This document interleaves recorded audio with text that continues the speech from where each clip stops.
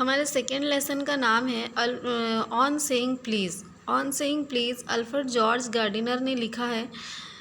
Alfred George Gardiner journalist रहे हैं। Journalist की हैसियत से इन्होंने अपने करियर की शुरुआत की थी और डेली न्यूज़ लंदन के ये एडिटर थे। इनकी मशहूर राइटिंग्स, काफ़ी सारे आर्टिकल्स इन्होंने लिखे हैं, जिसमें जो इनके मशहूर ऐसे हैं, the pillars of society, pebbles on the shore, many furrows and leaves in the wind, काफ़ी अहमियत रखते हैं राइटिंग के एरिया में। ये काफ़ी ही बेहतरीन इनके मकाले रहे हैं। इनके सभी तहरीरों में जो सबसे ख़ास बात है वो ये है कि इन्होंने ज़िंदगी में, अपनी रोज़मर्रा की ज़िंदगी में मॉरलिटी पे बहुत ज़ोर दिया है। अखलाकियात, अच्छे मैनर्स, इन सारी चीज़ों के बारे में सवालात उठाए हैं और इस पर बहुत ज़ोर दिया है। ये जो है ऑन सेइंग प्लीज़, इसमें भी उन्होंने यही पॉइंट आउट किया है कि अच्छे अखलाक की क्या वैल्यू होती है, क्या अहमियत होती है और ये समाजी ज़िंदगी को कैसे मुतासिर करते हैं। साथ ही कर्टेसी, पोलाइटनेस का हमारे डेली बिहेवियर में क्या इंपॉर्टेंस होता है। उन्होंने बताया है कि किस तरह से खुश अखलाकी, पोलाइट स्पीच और अच्छे अखलाक माहौल को खूबसूरत बना देते हैं, वहीं बदतमीज़ी, बद अखलाकी माहौल को बदसूरत और आलूदा कर देती है। तो चलते हैं लेसन की तरफ। On saying please. The young lift man in a city office who threw a passenger out of his lift the other morning and was fined for the offence was undoubtedly in the wrong. जो young lift man था, city office में काम करता था, उसने एक passenger को अपनी लिफ्ट से उठाकर बाहर फेंक दिया। तो अगली सुबह उस पर जुर्माना लगाया गया कि जो कि बेशक गलत नहीं था, उसने एक आदमी को उठाकर फेंका था तो उस पर जुर्माना तो लगाया ही जाता। लेकिन हुआ क्या था कि उसने आदमी को उठाकर फेंक दिया। It was a question of please, ये सिर्फ एक प्लीज़ का सवाल था। The complainant entering the lift, जो शिकायत करता था, जिसने इसके ख़िलाफ़ शिकायत दर्ज करवाई थी कि उसने उठाकर फेंक दिया है, वो लिफ्ट में दाखिल हुआ था। सेट टॉप, और उसने उसे ऊपर ले जाने के लिए कहा था, तो सिर्फ टॉप कहा था। The lift man demanded top please, lift man ने उसे टॉप प्लीज़ कहने के लिए कहा। And this concession being refused, he not only declined to comply with the instruction but hurled the passenger out of the lift. और वो आदमी ने उसे प्लीज़ कहने से इनकार कर दिया। इस बात पे इसे इतना हर्ट हुआ और या इतना गुस्सा आया कि ना सिर्फ उसने उसे ऊपर ले जाने से इनकार कर दिया, बल्कि उसे उठाकर लिफ्ट से बाहर फेंक दिया। This of course was carrying a comment on manner too far, बेशक ये बहुत अखलाकियात से बहुत दूर की चीज़ थी। Discourtesy is not a legal offence, अगर वो आदमी ने उसके साथ बदतमीज़ी से बात की थी या कर्टेसी नहीं दिखाई थी, तो कोई ऐसा कानूनी जुर्म नहीं किया था कि वो उसे उठाकर बाहर फेंक देता। And it does not excuse assault and battery, और अगर आप किसी के साथ डिसकर्टेसी करते हो, कोई आपके साथ डिसकर्टेसी करता है, तो इसमें कानून आपको इस बात की इजाज़त नहीं देता कि बदले में आप उसको डराओ धमकाओ, बदले में आप उसके ऊपर हमला करो। Assault and battery. If a burglar breaks into my house and I knock him down, अगर एक डाकू मेरा घर तोड़ देता है, मेरे घर दरवाज़ा तोड़ के घर में दाखिल हो जाता है और मैं उसे नीचे पटक देता हूँ, the law will acquit me, तो कानून मुझे कुछ नहीं कहेगा। And if I am physically assaulted, और कोई मुझे फिज़िकली हर्ट करता है, it will permit me to retaliate with reasonable violence, तो कानून मुझे इसकी इजाज़त देता है कि मैं भी उसके साथ रीज़नेबल वायलेंट हो सकता हूँ, मतलब जितना फिज़िकली उसने मुझे हर्ट किया है, मैं भी उसे उतना मार सकता हूँ।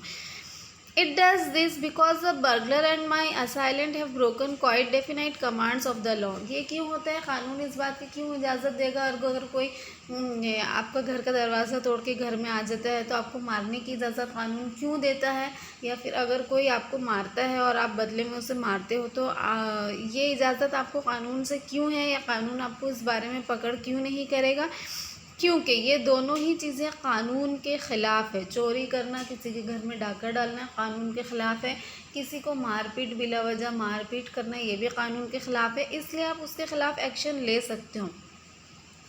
But no legal system could attempt to legislate against bad manners, लेकिन कोई भी कानूनी निज़ाम बदअखलाक़ी के ख़िलाफ़ कोई कानून नहीं बना सकता कि अगर कोई आपके साथ बदअखलाक़ी से पेश आए तो उसके लिए कोई सज़ा या कोई जुर्माना, ऐसा कोई भी कानूनी निज़ाम ऐसा कानून नहीं बना सकता।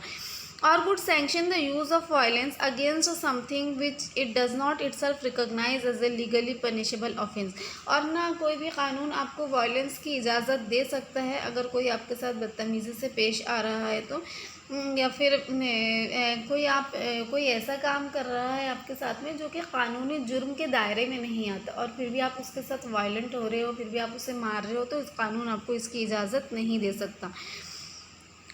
And our sympathy with the lift man, we must admit that the law is reasonable. भले ये लिफ्ट मैन के साथ हमारी हमदर्दी हो, लेकिन हम ये मानते ही हैं कि लॉ बहुत रीजनेबल है। It would never do if we were at liberty to box people's ear because we did not like their behavior।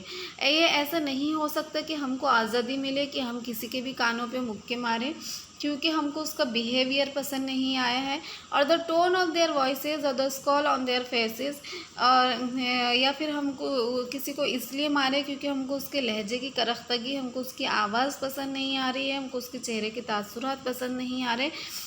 अगर ऐसा हो जाता, अगर ऐसा कोई कानून बन जाता कि आपको किसी के बैड मैनर्स पसंद नहीं आ रहे हैं तो आप भी उसे बदले में मार सकते हो या आप भी उसके ख़िलाफ़ कोई एक्शन ले सकते हो, तो क्या होता? Our fist would never be idle and the gutters of the city would run with blood all day.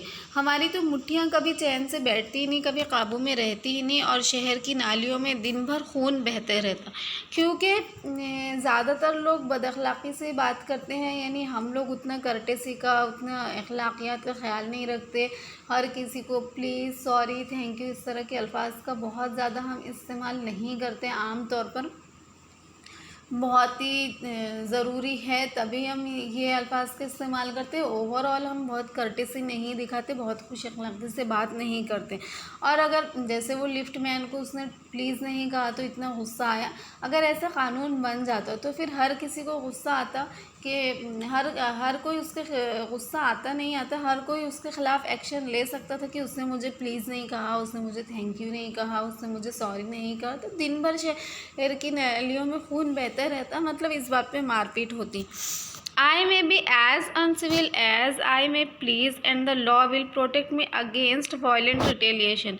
मैं कितना भी बदतमीज़ हो सकता हूँ, कितना भी गैर अखलाक हो सकता हूँ, लेकिन लॉ फिर भी मेरी हिफाजत ही करेगा कि कोई मुझ पर हाथ ना उठा पाए।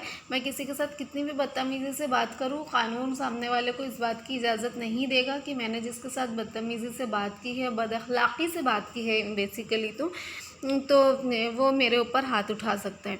I may be haughty or boorish and there is no penalty to pay except the penalty of being written down an ill-mannered fellow। मैं कितना भी रूड हो सकता हूँ, कितना भी गैर तहज़ीब याफ्ता हो सकता हूँ, कितना भी बदअखलाक हो सकता हूँ, लेकिन मुझ पर कोई भी जुर्माना आयद नहीं किया जा सकता सिवाय इसके कि मेरे बारे में लिखा जाए कि बहुत बदअखलाक हैं। The law does not compel me to say please or to attune my voice to others people's sensibilities any more than it says that I shall not wax my mustache or dye my hair or wear ringlets down my back। कानून मुझे मजबूर नहीं कर सकता कि मैं किसी को प्लीज़ कहूँ या फिर मेरी आवाज़ ऐसी ना हो कि वो दूसरे लोगों की सेंसिबिलिटी को हर्ट करे, दूसरे लोगों को पसंद ना आए, मेरी आवाज़ ऐसी ना हो। ये बिल्कुल इसी तरह है कि कानून मुझे ये नहीं कह सकता कि मैं अपनी मूंछें निकाल सकता हूँ या फिर मैं अपने बाल डाई कर लूँ या फिर मैं अपनी पीठ पर बाल रखूँ। मैं ये सब कुछ भी करूँ, इन सारी चीज़ों के लिए it does not recognise the laceration of our feelings as a case for compensation. ऐसा कुछ भी करते हैं तो ये कोई ऐसा नहीं होता कि इसके लिए कोई कंपनसेशन या उसके लिए कोई मुआवजा तय किया जाए या फिर ये इसको इस बात से शनाख्त नहीं किया जा सकता कि ये हमारी फीलिंग्स को हर्ट करता है।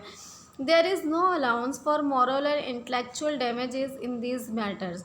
अगर आप की वजह से किसी का मॉरल या इंटेलेक्चुअल डैमेज होता है, किसी को अखलाक़ी तौर पर हर्ट होता है, किसी को जहनी अजियत पहुंचती है, इंटेलेक्चुअल डैमेजेस किसी को जहनी अजियत पहुंचती है, तो उसके लिए आपके ऊपर कोई जुर्माना, कोई अलाउंस नहीं होता।